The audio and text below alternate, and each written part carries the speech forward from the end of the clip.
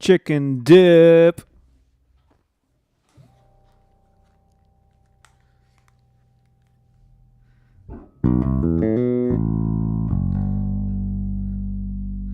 How you doing, chicken dip? Starting way later than usual.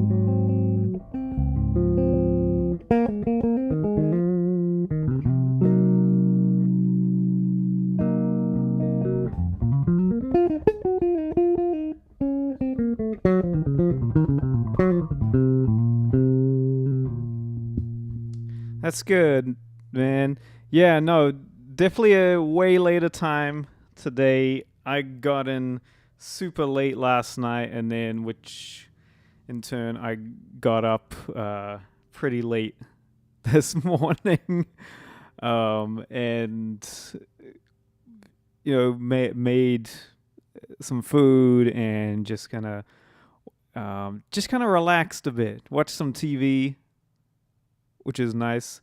Going back and watching Parks and Recreation, kind of a classic.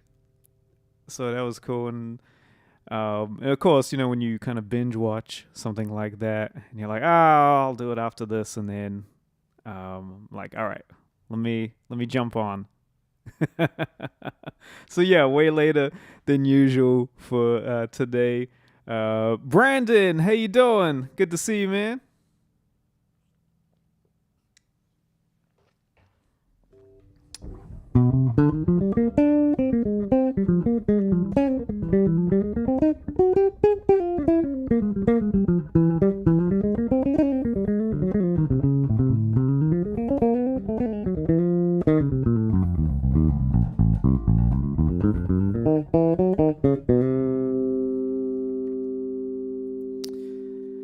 Yeah, surprisingly, I didn't really watch that show when it first came out, which was it first came out in 2009, 2010, I think. Yeah, I think 2009. Went all the way to 2015. It was only later on that I started watching it. Oh man, so this is also my first playing of the day. And getting some caffeine going, even though it's like, late afternoon for me. So it's also in New Zealand. It's a public holiday called Matariki, and it's something. It's essentially the celebration of the Maori New Year. Here in New Zealand, and so it's a long weekend for Kiwis. So just want to say, Kiwis who are on here and who are around the world, all right, happy Matariki.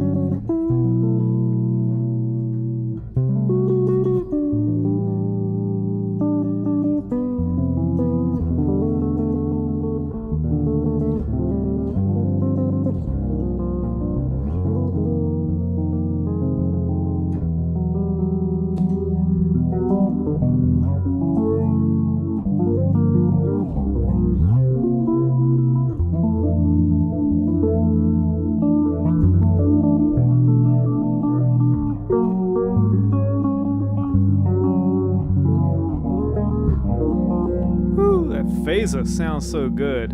That's one of my favorite phaser pedals.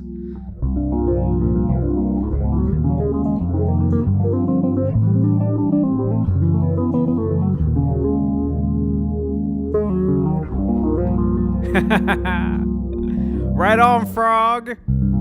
Bass chords are the greatest thing to grace this earth, right?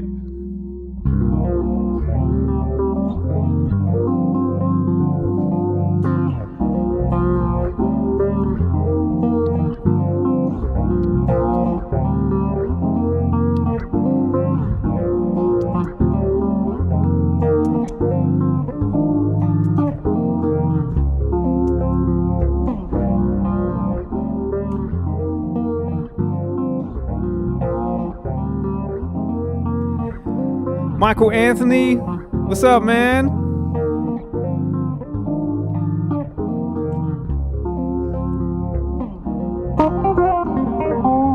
Oops, kind of clipped it a bit there.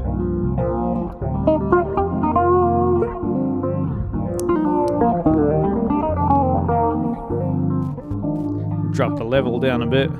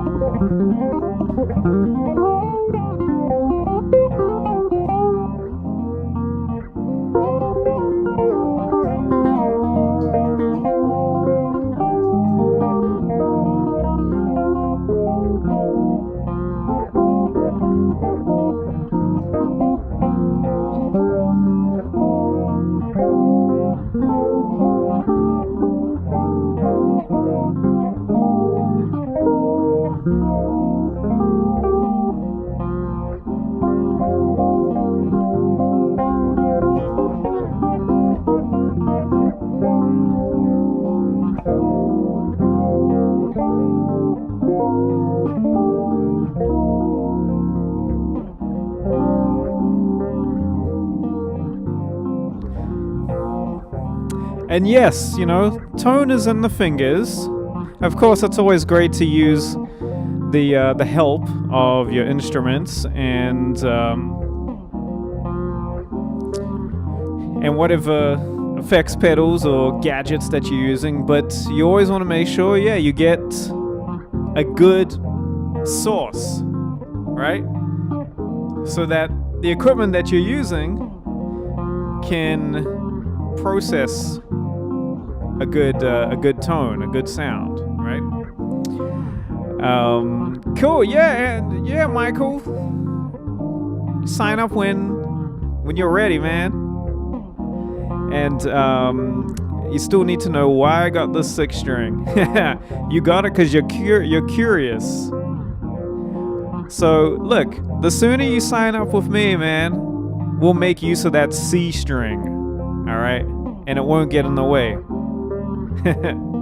And yes, O'Teal Burbridge is one of the greatest. One of the absolute greatest, and he's just, whew, what a player, what a musician, man. Wow. And Frog has been wanting a 6-string, but it's hard to offset the cost. Look, you don't need to pay thousands of dollars to get a really nice 6-string. You can get them under a grand. The thing to do is maybe if you know someone who has a 6-string and they're not really using it that much, maybe you can ask them if you can just kind of borrow it for a little bit, just to kind of try it out.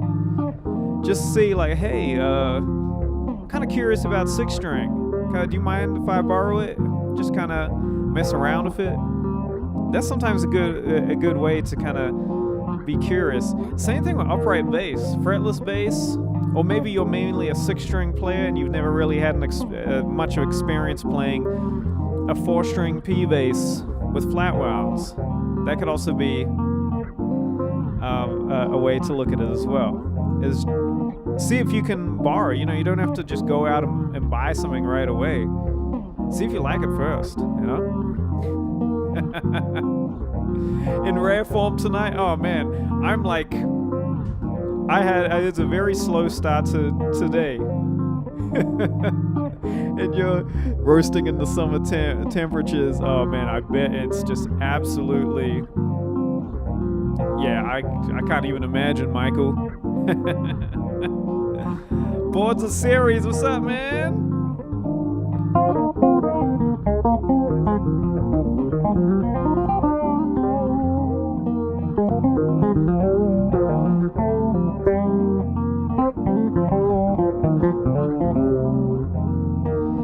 You know what I might do is, oh wait, no, I'm all right there.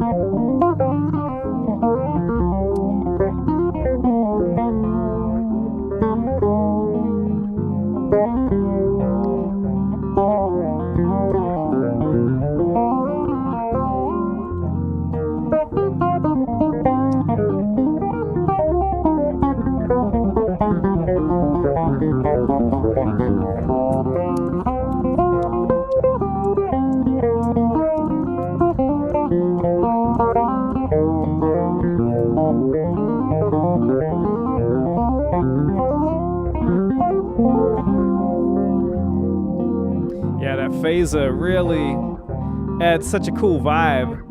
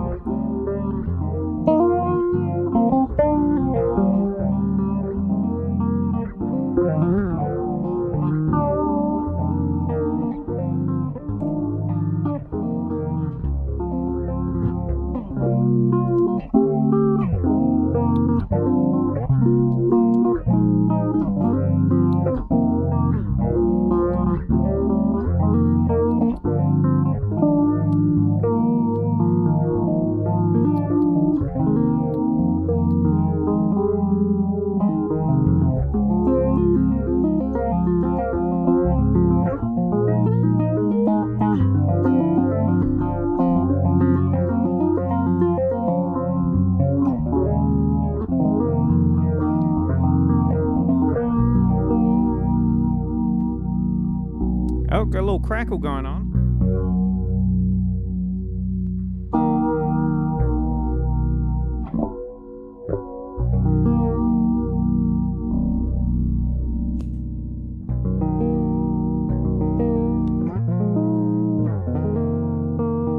Oh, Michael, that was very kind. Thank you so much.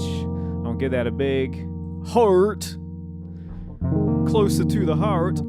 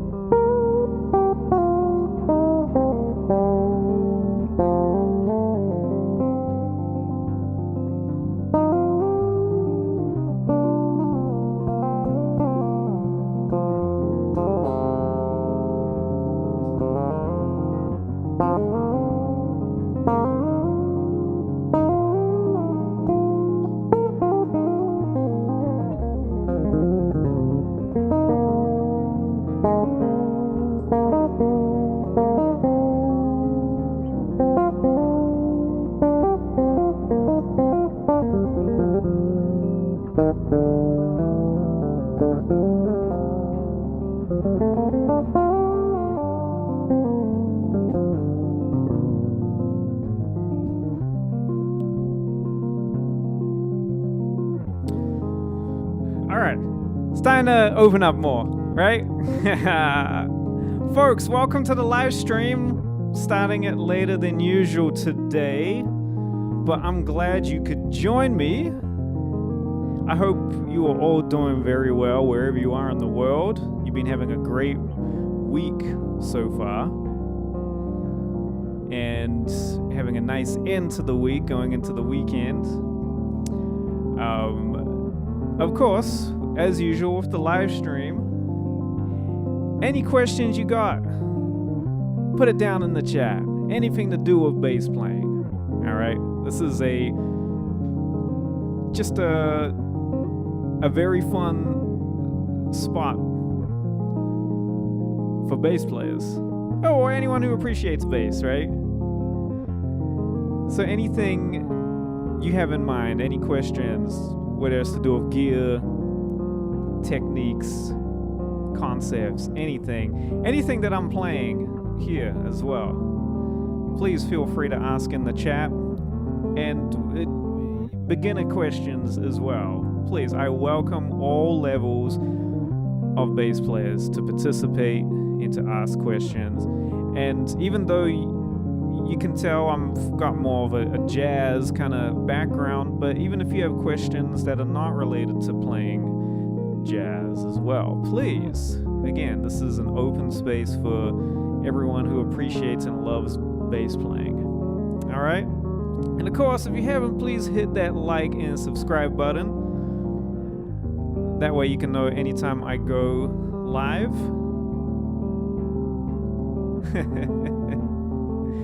And let me catch up on the chat here. And hey, boards of series, that's cool, man. Did another unit of the chords course. Awesome. Yeah, work on the bar chords for sure, because that will open up so many possibilities, and also just in terms of being able to get many different kinds of chord shapes using the bar method. It's definitely one of the biggest things that I use for playing chords as well, in order to be able to kind of get the kind of voicings and extensions that I enjoy playing.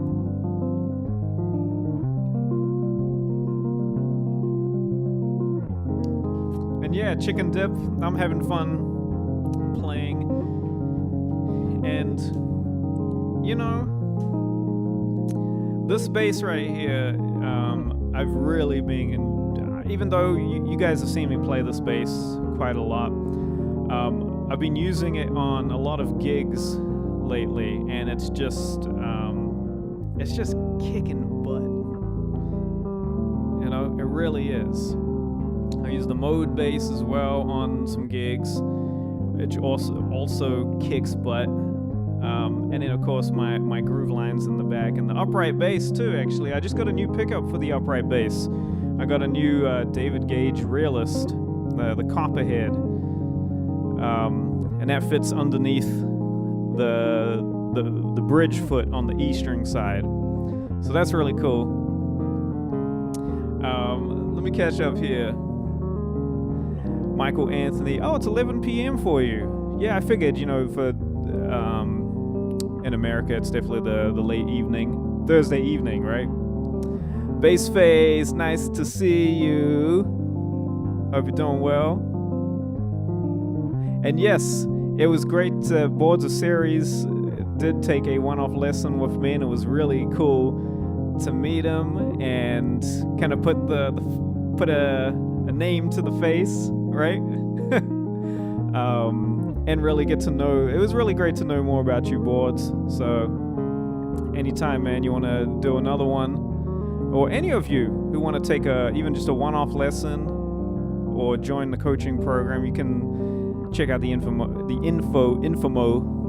down in the description box down below. So yeah. And yes, the bar chords, I would say when I did last year, I did a Bass Chords Workshop on Zoom over it was like a 2-day workshop, which was a lot of fun. and we definitely nerded out. And I do have the chords highlights, the Bass Chords Workshop highlights available as part of a course, and I cover the whole bar chords kind of concept. You know, not just like the thing you play on your guitar, but just utilizing that concept of using your index finger as like this kind of anchor to be able to let these other fingers play more extensions and other kind of little ornaments and all that. So that was really cool. So yeah.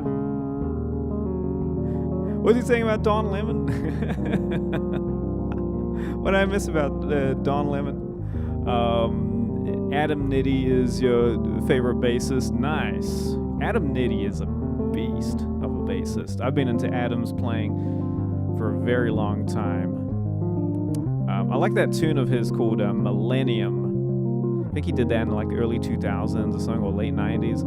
It's incredible. His whole sweeping thing is just insane. But no, he's ridiculous bassist. So good. Hey, how you doing, Pebu Blue? I'm definitely not saying that correctly, but nice to see you. What's the string spacing on your 6-string, and how hard would you say it is to play? I'm making a 6-string multi-scale with 15.5 millimeters and 6.5 millimeters. I think. Oh wow, that's very narrow. 15. I don't think I'd be able to play that. That's a little too narrow for me. But if it works for you, that's great. So the spacing on this one is 17.5, and on my other one over here is just standard 18. I usually prefer 18, just the standard. But on this one, yeah, it's a little slimmer, and this feels great.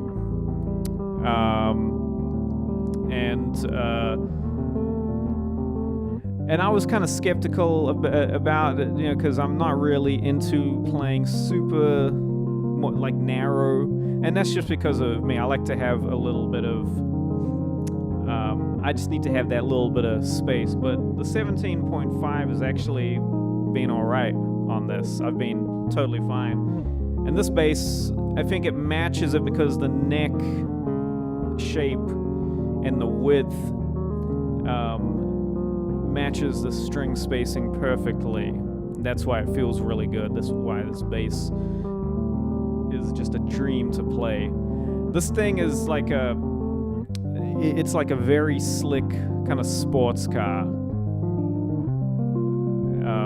And my more vintage instruments are like an old kind of muscle car where you gotta, or just an old vintage car where you gotta kind of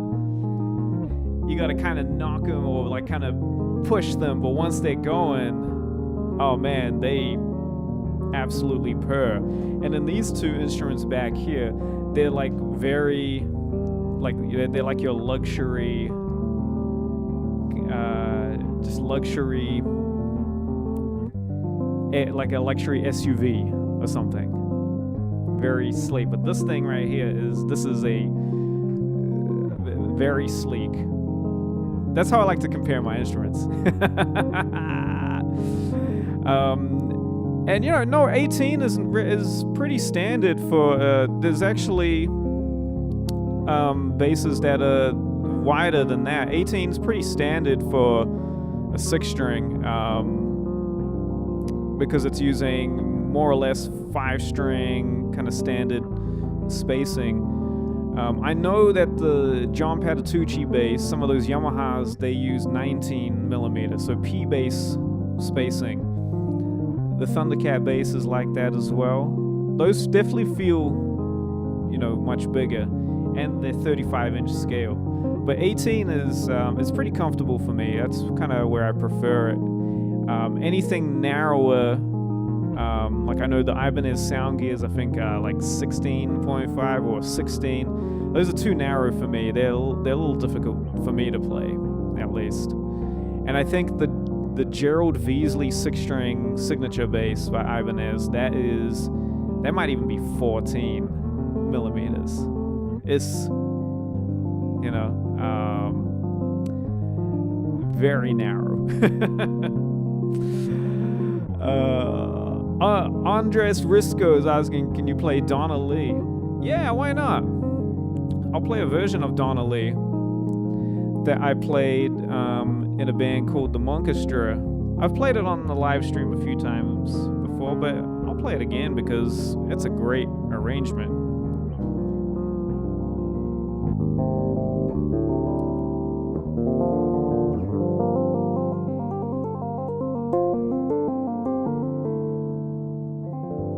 Finish that loop. There we go. And what I'm going to do, I'm going to pull up the chart of Donna Lee. Now this is Donna Lee, which was written by, of course, the great Charlie Parker, bebop alto saxophone player.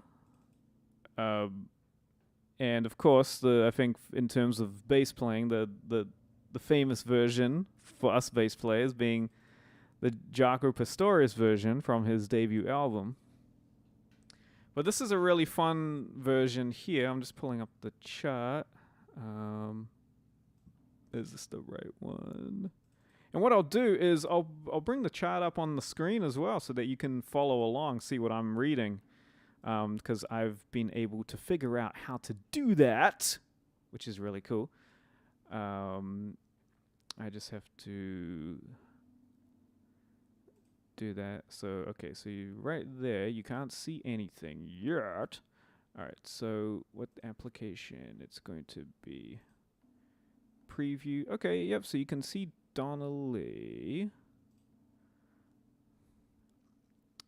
And what I'm going to do is I'm going to do it for single page so that you all can see it. So what I recommend is definitely if you're, and what I'll do here actually, I'll make my screen a little smaller. I'll make it so that it'd be best if you either look at it on a computer screen or tilt if you're watching on your phone, just tilt it into landscape mode. That way you can be able to somewhat see the chart. So obviously you can see a bunch of notes written there. Obviously that's the melody, which I have to play. Thankfully I learnt it back in the day. I'm gonna make this a little bigger here actually. Does that... Yeah. What I can do is get rid of the sidebar. All right. That way, you know, folks at home can watch what I'm doing. And don't need reverb for this. And you can see whenever I play a wrong note. I'm going to play along with the track as well. So just a little background. So this track, this version of Donna Lee, so it was arranged by John Beasley, who's a mentor of mine, who I've played with for many years in his band called the Monkestra, which is an incredible big band. And we did all arrangements of Thelonious Monk tunes. Now, you're probably going, well, isn't this a Charlie Parker tune? Yes, it is, because he started to branch out into like playing other tunes, and we were actually supposed to play, back in 2020, we were supposed to play at the Hollywood Bowl for Charlie Parker's centennial, you know, his 100th birthday. That didn't happen because pandemic happened. Everything got shut down, so that never happened. But this would have been in preparation for that. We did, however, on the last record that we recorded, we recorded this version, and this also, we got a Grammy for this as well, which is really cool for this arrangement. which is definitely a pretty awesome achievement. So here's this version of Donna Lee, and I'm sure like with on Andres Risco, if he's if they're still here, just by saying playing Donna Lee, just expecting me to play like the head and going, oh yeah, I think I remember it, or to be like, oh no, I don't know how to play Donna Lee, I never learned that. Well, now I'm going to play a whole arrangement of it, which is really cool, you know? So I bet you weren't expecting that. Ha! Anyway, clearly the caffeine is kicking in. All right, so here we go. Let's do this. All right.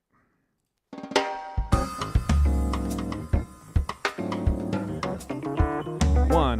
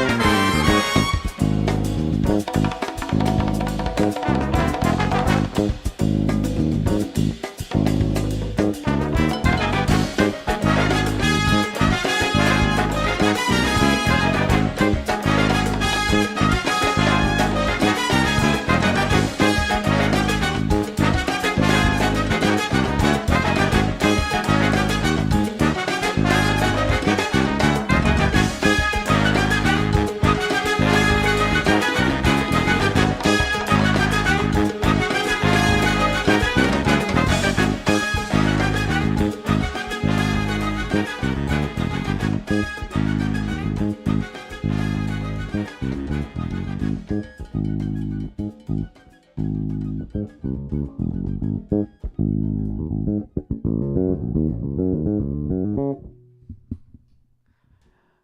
right, a little bit of rustiness in there, but obviously such a fun version to play of this tune. Um, a lot of fun, a lot of twists and turns, and really cool how it's in this kind of, um, real, Afro-Cuban, like rumba kind of thing, and then it goes into this kind of, um, 12/8 kind of vibe, which is really cool. And I remember, with John, he had just actually spent some time in Havana. Um, and he spent some time down there, and the thing that he wanted to do was he wanted to go and just go into these like real kind of hidden places where they're just playing some real deep rumba and really just kind of get involved in that. Um, and I remember John was telling me, it was like, man, it's just like the pocket of how they play it is just so deep. It's so deep that you know where the one is. And John is someone who obviously is, an absolute masterful musician and has incredible rhythm. But he was like, man, the rumba pocket, it was just so deep. The clave was so deep, like that you don't know where one is, and they're just so, the way that it moves is he says, just an absolute beautiful thing. So that's why there's a lot of he brought a lot of that kind of influence of his time visiting there. So it's really cool. Um, so and Michael Anthony said, I just found out about the Fieldbook app, jazz standards of charts you play along with. You can adjust the mix of big help. Oh, good, man. No, I'm glad. No, look, it's and what's really cool is it was actually developed and by one of my absolute favorite guitar players ever, Jonathan Kreisberg. And he even sent me a message saying, "Oh man, thank you so," because I had posted a video on my Instagram, kind of just playing along. I'd taken a clip from the live stream. He said, "Oh man, thank you so much. I'm really enjoying your playing, and thank you for checking it out." And I told him, I'm like, "Oh man, this means a lot coming from you, and thank you for developing such a wonderful app." Him, and I know he has a team behind it, but it was another person who had contacted me saying thank you, named Juan. But it's really cool. It's just such a breath of fresh air to play along to. I've really been enjoying it. And you can actually check it out. They do have a free trial that you can check out if you wanted to just see what it was like. It's really good if you want to practice along. Practice improvising with a great recorded rhythm section. I mean, like heavy New York cats. It's really great for that. But in our case, as a bass player, it's really good for practicing just playing time as well, which is really cool. Just playing along with it, because you can mute the bass, and if you want to know what it's like to play with Ari Honig or with Colin Stranahan or Willie Jones the Third, and to play with someone who has that modern kind of New York kind of sound and feel, it's a really great tool for that. So I definitely recommend it. It's beautifully done, and they keep adding tunes as they go along each month. And he told me they do plan on adding some more like fusion tunes as well. And I suggested to him, like, oh man, put in some Alan Holdsworth tunes for sure, man. And Kreisberg, he's a huge Alan Holdsworth kind of guy. He's got a lot of that in his that influence in his playing, which is really cool. So yeah. And let me just catch up on the chat here. Pueblo is saying SR 6-string is 16 and a half. Yeah, 4-string, which has 19. Yeah, most 4 strings are 19 millimeters. That's why I like. That's why 5-string feels weird to me, even though you can see a 5-string. But it's a 5-string fretless, and I play it differently than this. But I guess I'm just used to 6-string or playing a 4-string. That's the thing. And you like the 19 millimeters, but sometimes wish they were just closer because if I get lost in the source, I start playing between the strings. Hey, I get what you mean. I totally understand. But sometimes you just got to find that fine line, and also it's the shape and the grip and the feel of the neck is something that is going to influence how that feels too. Because you want both hands to be balanced, no matter what kind of music you're playing, And Andres Risco, hey, there they are. I'm a guitar player, and this piece is still very difficult. Trust me, it definitely is a difficult piece, Donnelly, to play. And I need to be relaxed as well when I play it to get more accuracy. Actually, the thing that I'm trying to relax that I've been practicing, if you follow me on Instagram and seeing on my stories,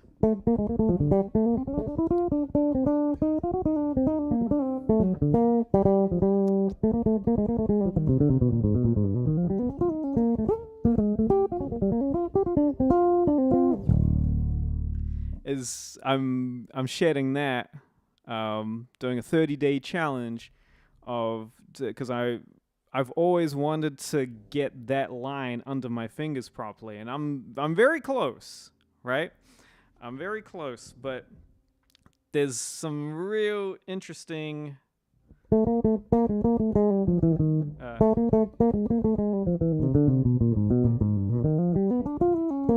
yeah.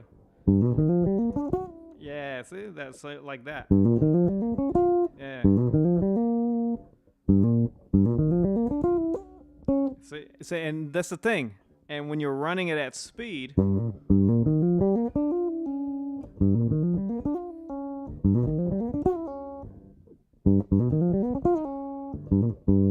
it's such a wacky line.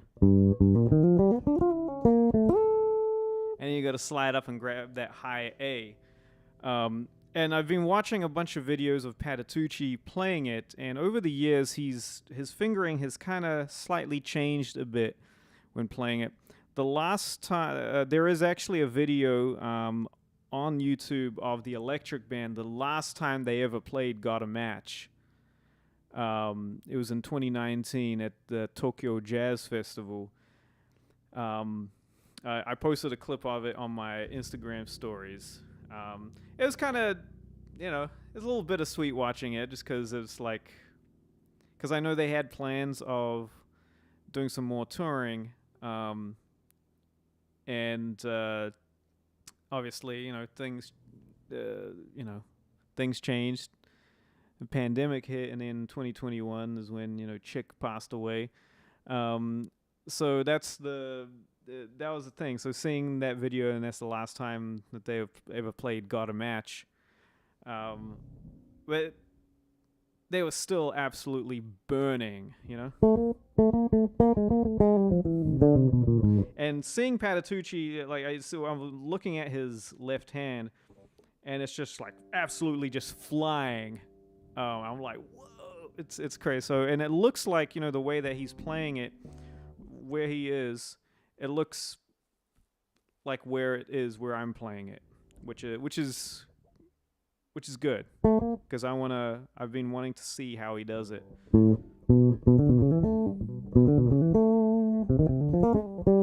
But that one, there's a few different ways to do so. So yeah, I'm trying to get that to be also relaxed, because it is very difficult. See, there's a lot of difficult things for me.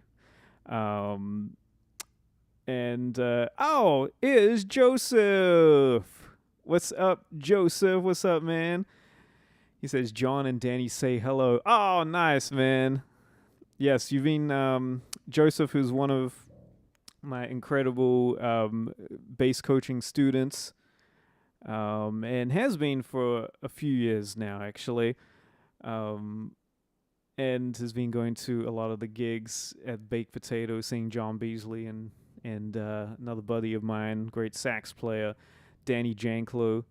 Um, yeah, they played all the they that's cool, man. They've been playing all the Jazz Messenger stuff. Um, yes, there's a lot of stories. I have stories for days as well. Oh man, those are my dudes right there. I might have to play a Danny tune after this, since I just played a John Beasley tune. But let me just catch up on the chat here. But actually, real quick, if you've just been joining on, welcome. This is the bass live stream here, Bass with Benjamin. If you have any questions about bass playing, um, just pop it down in the chat. just do that. And also check out the links down below in the description box. All right, to my Bass with Benjamin resources. I think you'll find them quite useful. Let's see here. Michael Anthony, that's why I can't take much Bob. Don't know where the one is. Can't tell where the root chord is. Oh, trust me, it was like that too at first. But now it's like, oh yeah, okay. Yeah, I get it now, I think. What do I think of the aristocrats? Oh yeah, I mean, you're talking about Guthrie Govan, Brian Bella, and Marco Minnon. I mean, yeah, those guys are beasts. Of course, yeah, they're all like absolutely phenomenal. Brian's a ridiculous bassist. Absolutely, just yeah, insane. And then those guys, yeah, Guthrie and Marco, yeah. I love. I've never seen them live, but I love watching videos of them playing. They're really they're really amazing. Yeah, exactly. Brian Bella, and yeah, Guthrie he's been working with Hans Zimmerman. That's right. Yeah.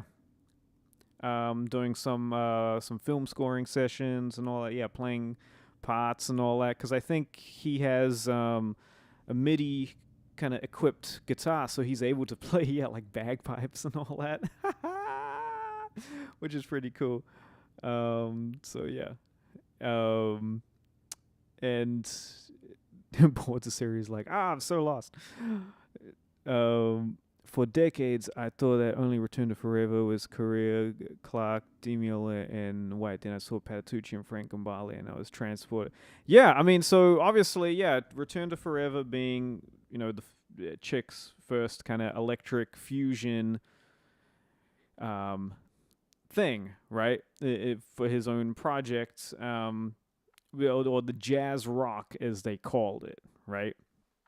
And that evolved through the 70s. Then then he changed it up and got rid of the guitar and got a horn section and a vocalist, and there was a different drummer, and that was the last version of Return to Forever. And then also in the late, as well as he had his album The Leprechaun, which also had Anthony Jackson and Steve Gadd, playing on it, something like, Night Sprite. And then in the late 70s, early 80s, there was another Chick kind of version, a Chick kind of electric kind of fusion band that had it was the album like Tap Step, right? And that was, I think, the Detective or something, and that was like Bunny Brunel, right? And I think, and also like Tony Williams as well. Which, and I don't think they only, like a few years, they only did a few kind of things. But yeah, when the Electric Band came along, it was with Patitucci and Weckl. Yeah, and first, it was they didn't have a horn player. It was just Carlos Rios on guitar, and then he got the Whitney Houston gig, and so they used Scott Henderson, right? And then that evolved into adding a horn player, Eric Marienthal, and also they got Frank Gambale to play guitar. I know for a period of time before Gambale and after Scott Henderson, they were using Jamie Glazer, who's also an incredible guitar player. They used him for a little bit as well. I think he was just kind of filling in. So, yeah. I'm definitely an electric band nerd for sure. I'm going to play a Danny Janklow tune. Let me find out what I could play of his. Maybe let's see.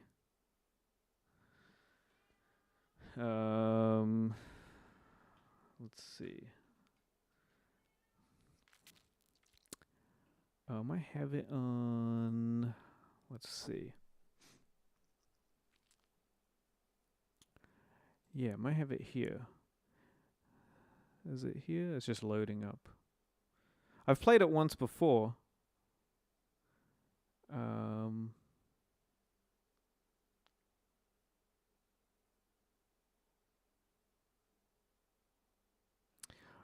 Maybe I'll do, actually, what's it called?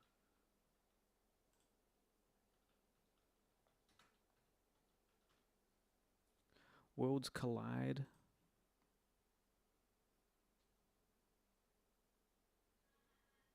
Sorry, I'm just trying to figure out. I'm trying to figure out the names of this. Is this the tune? Oh yeah, it is this tune. Okay, cool. That's the one I want. Worlds Collide by Danny Janklow. All right, let's have a go. See if I still remember it.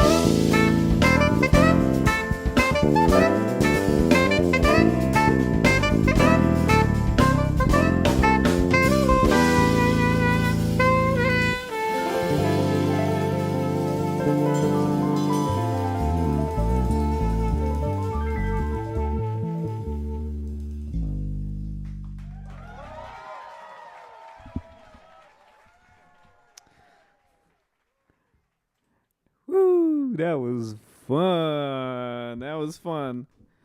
That's called Worlds Collide, and that's actually a track from a live record we did. It was the last live record that I've played on, and that was back in 2020, and this was the last. I'm trying to think. It might have also been my last ever show at the Blue Whale in Los Angeles. Even though he's opening up a new location, but the original location in Little Tokyo, and that was back in February of 2020. That was actually on Valentine's night as well, and that was so I used to play with Danny in his band called the Elevation Band. I played in that band for many years, and really like great tunes, great musicians, and you can actually find this record on the streaming platforms. I think it's called Live at Love Day or something. I think it's called that.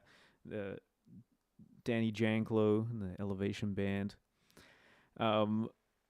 But I mean, it definitely, that live record, captures pretty well the kind of essence and the just electrifying kind of vibe that we would get into as an ensemble, which was always really cool, and a great gig where we would take our time and really just stretch out in communication musically, and the interplay was always awesome. So thank you for the kind comments, folks. I appreciate it. Was that the solo you played, or Jim? Well, so since it was me on the original track, and I'm using Moises to kind of mute what I did, so obviously I improvised my own solo when I just played it just now. But obviously, that's me on the original recording there. But I'm playing along to what I'm hearing, so everything I'm playing is definitely not note for note for what happened. I mean, that would be quite a task to try and remember exactly what I did, especially because it was right in the moment, right? So yeah. Hey, Lee Linton, nice to see you. And thank you so much. I'm glad I could provide some fun background music for you. But you get nothing else done if I got to watch you. Well, hey, I'm glad that, it can help you get some other tasks done during the day. Brandon's, how do I make my bass do that? Good question. You can make your bass do that if you join my bass coaching and mentoring program, which is, the link is down in the description box. And then you can find out how to make your bass do that and more. And I appreciate you, cats. Yeah, you can find this on that record on any streaming platform. You really can, and it's such a phenomenal record, as well as the first record that I did with him, called Elevation, where we did the first bits of our tunes that we would usually play. So yeah, it's always a lot of fun.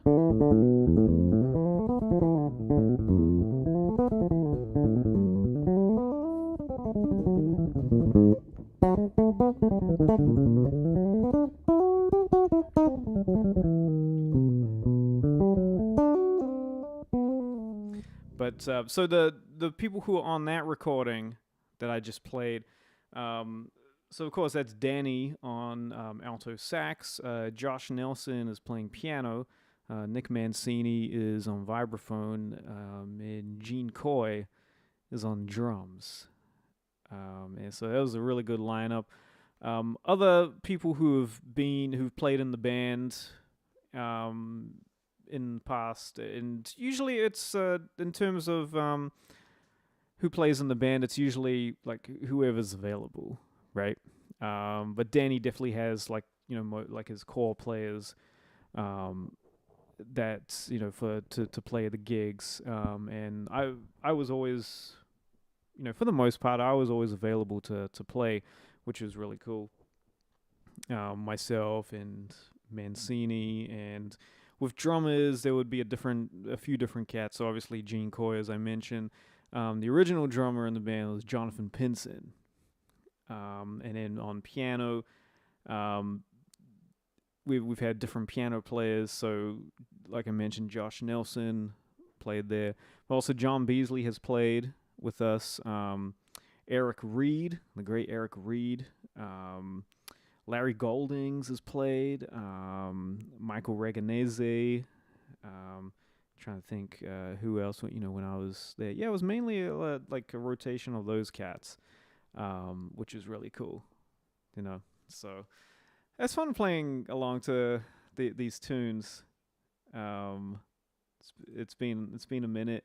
It's nice to kind of revisit some of these as well, which is really cool. Let's see what else I could play. And a lot of the tunes, because we had played them so much as well, that I was able to memorize them, get them under my fingers, which was really cool. And especially, some of them are pretty complex, but because we had played so much, it was really cool to kind of get them kind of figured out. Let's see what else I could play. It's kind of fun just playing along to some tunes here. And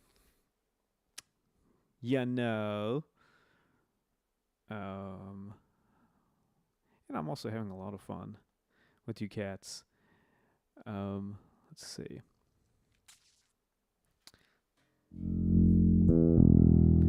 Let's see how I'm.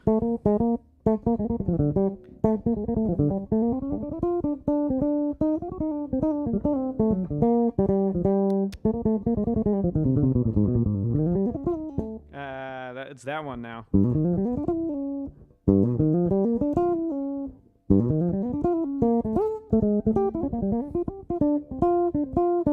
The thing I want to do is, so when they would play it live, they'd play it much faster than the recording. So I'm going to play along to a live version, or the last live version that they recorded, and see if I can keep up. Play it at this tempo.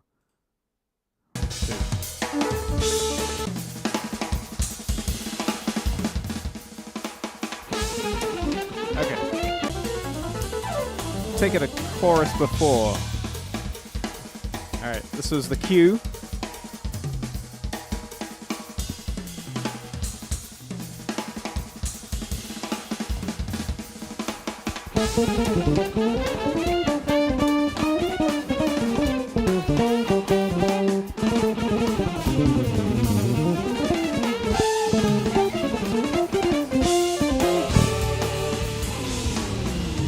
Run it back. Run it back.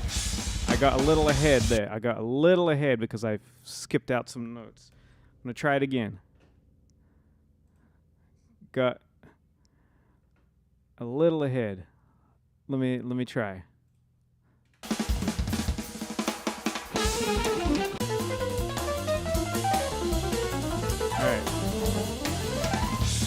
All right, here's the cue.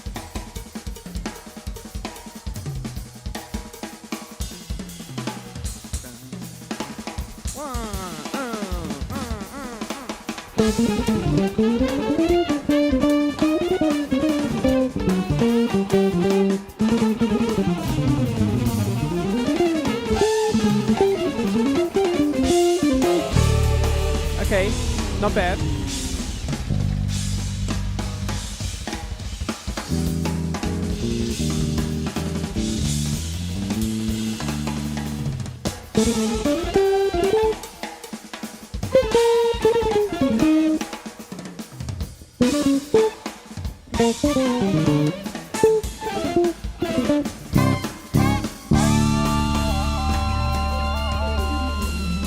All right, one more time.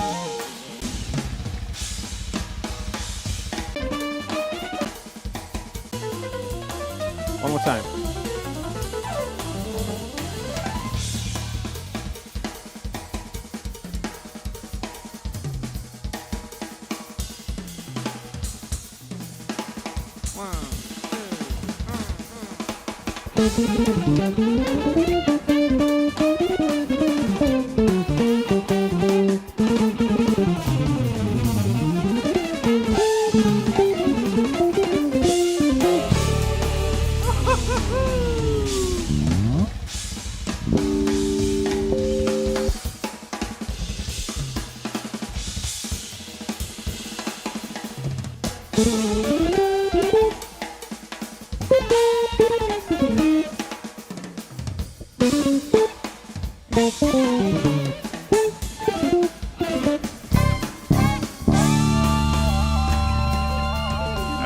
Okay.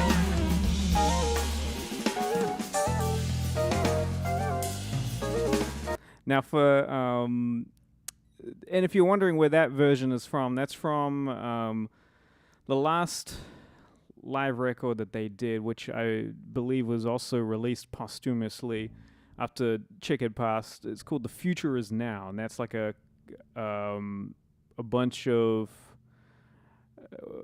whenever they did their last kind of reunion run, which is in 2019. It's just like a bunch of recordings from that that they put together. So let me say, since I've been playing that a lot, let me try and do let's do the out head.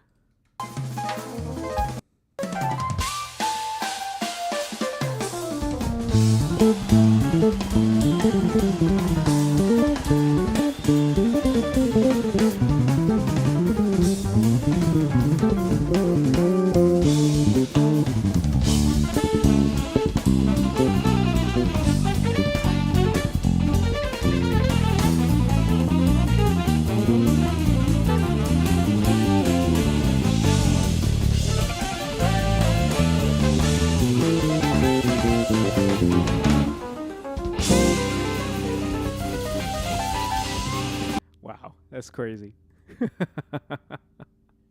But that's a lot of fun. It's nice I'm feeling better about that now. It's starting to feel more natural under my fingers, you know?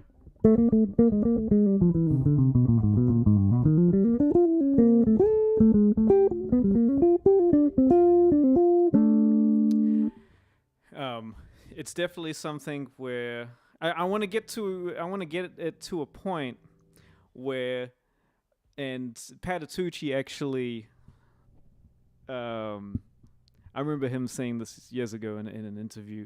He said it was to a point where, like, you know, especially back in the 80s when the Electric Band were constantly like touring and they were playing this all the time, where he could be out cold asleep and you could just like wake him up in the middle of the night and splash water on him and get him to play it and he'd be able to do it. That's what he said. I want to get to that point where it's like, okay, and be able to like, and at a burning tempo as well. You know, that's what I want to get up to. So that's why been doing this challenge of 30 days of playing the unison lines. And also, you don't really hear a lot of people. I've heard a lot of people play this tune, "Got a Match," but and I've played this tune a bunch in the past as well, but we never played the unison lines. And I think a big reason of that was because in the real book chart of the of "Got a Match," they didn't have those unison lines in there. It was just the main kind of form, the main tune. And, it's based off of a D minor blues, with an extended kind of turnaround. But they never had that little extra bit in there, which I think is a big essence of the tune. It really is. It's not just like a made-up thing. It's part of it, in my opinion. So that's another reason why you don't hear it played. And so recently, I was like, yeah, you know what? I'd like to learn that, and also, make transcribe it and make it so that if I do play it with a band, I want to play that part as well. And that means that whoever is going to be in my band and playing it means that they got to learn it as well. Which, they've got their work cut out for them.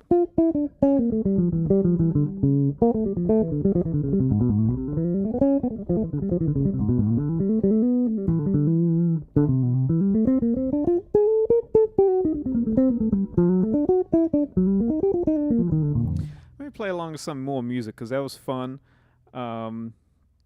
Let's see.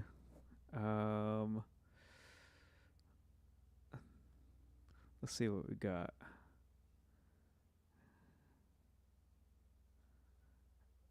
And folks, I appreciate you hanging out with me. Thank you so much. It's always great to see some familiar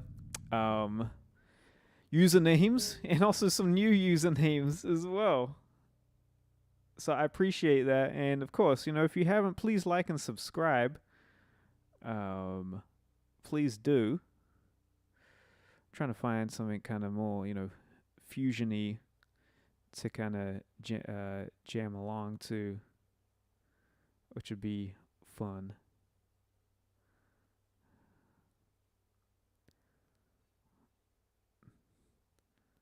Let's see.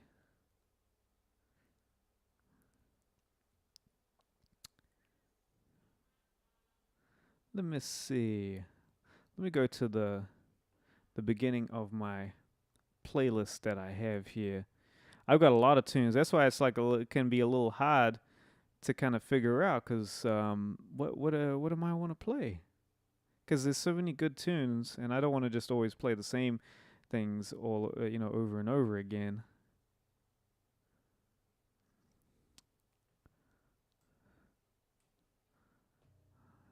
Let's see.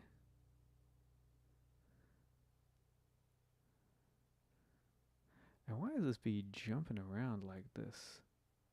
Just kind of crazy. Yeah, it's just jumping around.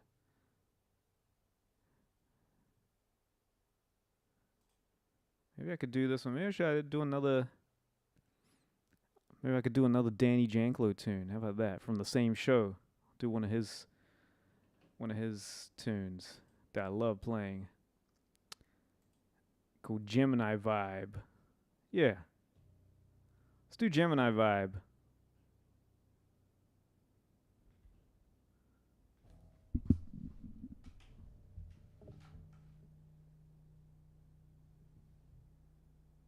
One, two,